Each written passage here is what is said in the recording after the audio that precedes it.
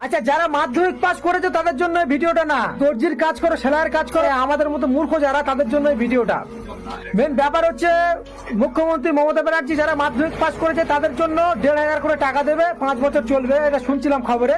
খুব ভালো জিনিস, তারা পড়াশোনা করেছে। আর আমরা পড়াশোনা করতে পারিনি, আমাদের সংসারে ছোটবেলায় এত অভাব ছিল, দেখেছি আমাদের মানে খাওয়া হতো না। আর টিউশনি যাবো কিভাবে, বই কিনবো কিভাবে, স্কুলে যাবো কিভাবে, আমরা পড়াশোনা করতে পারিনি। তো আমরা এই সেলাইয়ের কাজে আমরা এসে জয়েন দিয়েছি, সেলাইয়ের কাজ। আর এ এমন একটা রক্তচোষা কাজ, এখানে সারা জীবন মানে সেলাইয়ের কাজ করে যাচ্ছে, কারিগররা করছে, অনেক কারিগররা করছে, আমরাও করছি।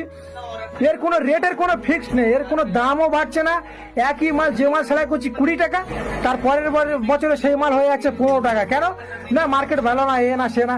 কিন্তু যে জামা আমরা কিনে পরছি, চুড়িদার, নাইটি, ফ্রক, যাই বলুন না কেন, তার দাম কিন্তু আস্তে আস্তে বেড়ে যাচ্ছে, তার দাম আস্তে আস্তে বেড়ে যাচ্ছে।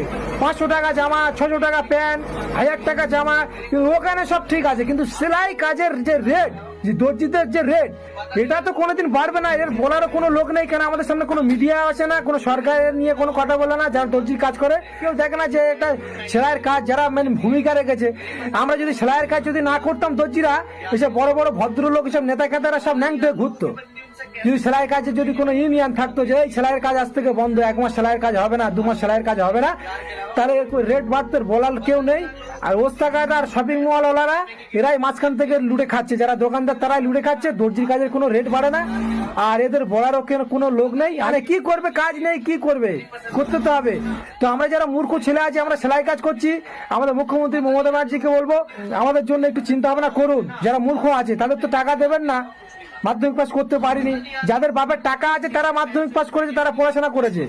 আর যারা মূর্খ হয়ে আছে তারা মনে করেন যে তাদেরও ব্রেন আছে, তাদেরও বুদ্ধি আছে, কিন্তু তারা অভাব ছিল, পড়াশোনা করতে পারেনি, ঠিক ছিল, তারা পড়াশোনা করাতে পারেনি। অনেক মাধ্যমিক পাস সার্টিফিকেট নেই, তারা টাকা পাবে না।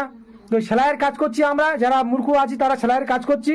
তো সেলাই কাজের দিকে একটুখানি খেয়াল দিন, এর যেন রেটটা বাড়ে, এটা আপনাদের কাছে আবেদন। আর সেলাই কারিগর যারা আছো, ওস্তাকারদের চাপ দাও যে মালের রেট বাড়াতে হবে।